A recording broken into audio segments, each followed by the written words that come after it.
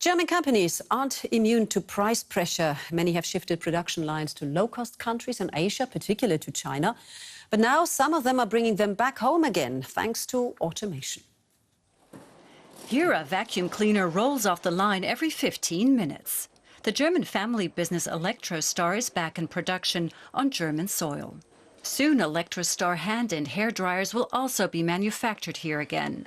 Managing Director Roman Gorovai is banking on the value of products made in Germany. He wants to have all production removed from China and returned to Germany. 20 years ago, when we began producing in China, the experience was positive. We have been producing high quantities at reasonable price and quality, but the time has changed. We are now forced to produce smaller batches, individual products. Not only are niche markets becoming more and more important, but most of Elektrostar's customers are in Europe. From China, it can take up to 8 weeks for deliveries to arrive. But from here, it only takes a few days.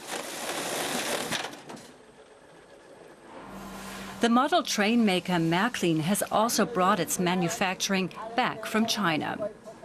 The reason? It's easier to produce small quantities in higher quality from Germany. I think it's very important that the trains our engineers develop and design can also be built directly here at the same place.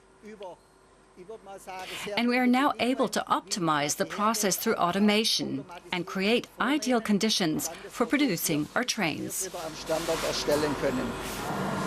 Automation is helping enable the return of domestic manufacturing. Robots do the rugged work at Märklin, replacing much of what the workers in China did. They drill, mill and file away irregularities, and the company saves on labor costs. Then the detailed work can be done by skilled workers. In a few weeks, Elektrostar plans to move its vacuum cleaner production into a new building. The company needs more space after their withdrawal from China. Here, too, technology and automation are expected to ease the manufacturing process.